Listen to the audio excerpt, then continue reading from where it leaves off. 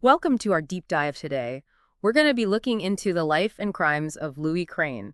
He's one of the figures that's been connected to those Southside Slayer murders that happened in South Los Angeles in the 1980s. You might have heard about the Southside Slayer before, but the story's, it's more complicated than you might think. It wasn't just one person. And Louis Craine's case, especially, is really complex and controversial. That's right. You have to remember that Southside Slayer referred to a bunch of different serial killers who were operating in the same place around the same time. Each case has its own little wrinkles. And with Crane specifically, you have to ask questions about things like intellectual disability and coercion and how the justice system works when those things are part of the situation. Okay, so let's get into those details. Crane's life, from what I've read, it seems like it was a really tough story right from the beginning. He was born in Los Angeles in 1957, the third kid out of four, and reports say that he was showing signs of an intellectual disability even when he was very young. I'm wondering what kind of impact could that have had on him growing up, especially back then, because there wasn't as much awareness or help for those kinds of challenges. Yeah, that's a really important point. Back then, people didn't understand intellectual disabilities as well, and there weren't as many support systems in place. Think about it. They probably didn't have a lot of early intervention programs or specialized education. There might not have even been a lot of basic awareness about these things. So that historical context is really important if we're going to understand Crane's story. It really makes you think about how different things were then. The reports say that he had a lot of trouble in school, and he ended up dropping out after only fourth grade. That's a pretty powerful detail to leave school so young. It must have had a big effect on him. I wonder what kind of support system did he have at that point in his life? That's a good question. Dropping out that early suggests that maybe he wasn't getting enough support, not from the school system, and maybe not even at home. You have to think about how not having that structure and guidance could have led to the problems he had later on. The sources we looked at also talk about how he started living a pretty unsettled life in the early 70s, moving from one low-skill construction job to another. It's a pattern you see sometimes: unemployment, instability, and unfortunately, sometimes that leads to criminal activity. It's a sad path, for sure. Then, in May 1987, things took a really dark turn. Crane was arrested for the murder of Carolyn Barney. She was 29 years old. This seems to be the moment when the case really starts to unfold. What were some of the details about this specific murder that stood out to you? The place where they found Carolyn Barney's body is important. It was an abandoned house, and it wasn't far from where Crane's brother lived and also near his parents' house. The fact that they found victims near places connected to his family, that makes you wonder if there were any psychological reasons behind that. Maybe he was drawn to familiar areas without even realizing it. Or maybe it was some kind of twisted way of trying to control his life when everything else felt chaotic. It's something criminal profilers think about a lot. They look for clues in those details to try to understand what's going on in a killer's mind. Yeah, it's pretty disturbing to think about.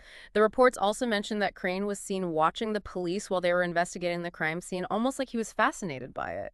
That's a chilling detail. Is that something you see often in cases like this? Yeah. Actually, that kind of behavior isn't all that uncommon, especially with people who commit violent crimes. It's complicated, though. There could be a lot of different psychological reasons for it. Maybe they want to relive what happened. Maybe it's about needing to feel in control. Or maybe it's even some kind of twisted sense of their own importance. It's definitely something investigators would pay close attention to. It's like he couldn't stay away. And the reports say that this strange behavior, along with some other evidence, is what eventually got him arrested. During questioning, Crane admitted that he killed Carolyn Barney, but he also confessed to killing 24-year-old Loretta Perry and Vivian Collins. This suggests that there might have been a pattern to the violence. What were some of the things that these cases had in common? All three of those women, they went through terrible things: brutality and sexual assault before they were strangled. That pattern, it's really upsetting. It makes you think that these crimes were planned out. Maybe even like he had some kind of ritual. It would have definitely been a big part of the prosecution's case against him. The level of brutality is hard to comprehend, and it goes even further than that. Crane kept confessing. He admitted to killing two more women, Gail Ficklin and Sheila Burton. Their bodies were also found near his parents' house, which again makes you think about that geographic connection we talked about before. It's a really disturbing pattern. That geographic clustering, especially when it's tied to family locations, it often tells us that there are deeper psychological issues at play. Did he feel like he owned or controlled that area in some way? Or maybe it was a messed up way of trying to find comfort or familiarity. Those questions would have been really important trying to understand why he did these things and what his mental state was like. It's definitely a pattern that raises more questions than answers, but this is where things get even more complicated. Even though he confessed, when Crane went to court, he pleaded not guilty. He claimed that he was forced to confess. I'm wondering, can you talk about the kinds of tactics that are sometimes used in interrogations, especially when you're dealing with someone like Crane who might have had an intellectual disability? Coercion and interrogations can take a lot of different forms. Sometimes it's intimidation, sometimes it's psychological manipulation, sometimes it's even threats or promises. And if someone has an intellectual disability, it makes them even more vulnerable. They might be more likely to believe what someone's telling them, or they might misunderstand things, or they might have trouble standing up for their rights. That's why it's so important for law enforcement to use interrogation methods that are ethical and appropriate. This leads to a really interesting and complicated part of the case. Crane's intellectual abilities and how those were dealt with in the legal system. Reports indicate that his IQ was below 70. That puts him in the range of intellectual disability. How does the legal system actually define that term? And how might it affect someone's legal competency? That's a huge question. Hmm. When they use the term intellectual disability in the legal system, it basically means someone has big limitations in two areas: their intellectual functioning and their adaptive behavior. It affects how they learn, how they reason, and how they make decisions. And when you're talking about legal stuff, it raises questions about whether the defendant really gets what they're being accused of, whether they understand the court process, and whether they can actually help their lawyer defend them. It sounds really nuanced and complicated. There are legal considerations, but also ethical ones. But in Crane's case, the court wouldn't allow a psychiatric evaluation even though his lawyers asked for it. What kind of impact did that have on the case? That's right. There was evidence that Crane might have had intellectual limitations, but they still wouldn't let him have a psychiatric evaluation. This is where people start to question how the justice system handles intellectual disability. Did the court really consider how vulnerable Crane might have been? Could a psych eval have given us more information about whether he even understood the charges against him, or if he could take part in his own defense? These are questions that people are still debating today. This is where the case really starts to feel like a legal thriller. You have all these conflicting stories and legal challenges and questions about justice and fairness. But before we dive into the trial itself, I think we need to zoom out a little bit. We have to understand the bigger context of these Southside Slayer murders. Why was this happening? What were the social conditions that made these horrific crimes possible? This wasn't just about Louis Craine. This was about a system that seemed to be failing a whole community. Yeah, you're absolutely right. We need to look at the bigger picture to really grasp Crane's case. Yeah. South Los Angeles in the 1980s is a really tough time. You had the crack epidemic, rising gang violence, a lot of poverty, and not enough resources in marginalized communities. All those things, they created this climate of fear and just desperation.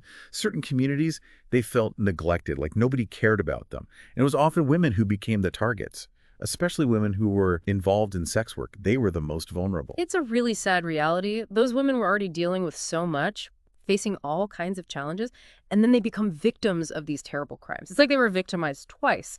First, by the circumstances that led them to those situations, and then by the violence itself. I wonder, how did the media cover these crimes back then? Did you notice any patterns or trends? The media coverage, well, it usually followed a pretty typical pattern. They sensationalized the violence, but they didn't really talk about the bigger issues that made these women so vulnerable in the first place. The headlines were all about the gruesome details. And the victims themselves, they were often just turned into numbers or stereotypes. They didn't get to be real people with real stories. And that lack of nuance, it made it easier to dehumanize them. It also hid the real problems in society that were contributing to all of this. Yeah, it's a sad reminder of how media stories can shape how people think. And sometimes it hurts the people who are already marginalized the most. Their stories get lost in all the attention on the killer. Changing gears a bit, one of the sources I read mentioned Crane's brother, Roger. Apparently, he confessed to killing one of the victims, Sheila Burton. What can you tell us about that? Right, Roger Craine, he said that he and Sheila Burton had sex, that it was consensual, and he claimed that he accidentally strangled her during the act. Accidentally? That sounds hard to believe, especially with all the other murders happening around the same time. Yeah, you're right to be skeptical. The authorities didn't really buy it either. Roger Crane's own mother gave him an alibi for the time Sheila Burton died, so in the end, he was never charged with her murder. It's a weird twist in an already confusing case. It makes you wonder about the family. Did they know anything? Were they involved in some way? It makes you think about what kind of environment they grew up in, and if those early experiences could have had an effect on what they did later in life. It seems like there were a lot of things at play here: the social environment, family stuff, and then the question of Louis Crane's intellectual disability. Yeah. We talked before about how the legal system defines intellectual disability, but I'm curious, how do IQ tests fit into all of this? How do they help figure out if someone's legally competent to stand trial? That's a good question. When they're trying to figure out how well someone's mind is working, IQ tests are one of the things they look at. But it's really important to remember that an IQ score is just one piece of information. It doesn't tell you everything. If they really want to understand someone, they also have to look at adaptive behavior. Things like how well they communicate, their social skills, and if they can live on their own. So just having a certain IQ score wouldn't automatically mean someone's not competent to stand trial, right? They have to look at the whole person. Exactly. They have to look at the bigger picture. Can the person understand what they're being accused of? Do they get the roles of the judge and the jury and their own lawyer? Can they help their lawyer defend them? Those are the questions that really matter when you're trying to figure out if someone's competent to stand trial. And with Crane, even though his IQ was reportedly pretty low, and his lawyers argued that he could have been pressured into confessing, he was still found guilty of 4 murders and given the death penalty. But he didn't spend very long on death row. He died in November of 1989 from complications from AIDS. He was at a prison hospital near San Rafael. What do you think about the final outcome of this case? Crane dying, it was so soon after he was sentenced. It brought this really complex and controversial case to a sudden end, and it also meant that there couldn't be any more appeals or legal challenges. So a lot of questions are still unanswered. Did he get a fair trial? Did they really take his intellectual disability into account? People are still talking about these things today. This case that just won't go away. It feels like a story without a real ending, and that must be how the families of the victims feel too, like they never got closure. As we get closer to the end of our deep dive here, I keep thinking about this question. What can we learn from Louis Crane's story?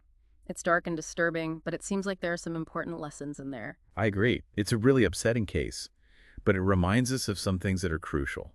It shows us how vulnerable marginalized communities are. It shows how complicated it is to deal with intellectual disabilities in the legal system. And it reminds us that we have to understand how social and economic factors play a role in crime.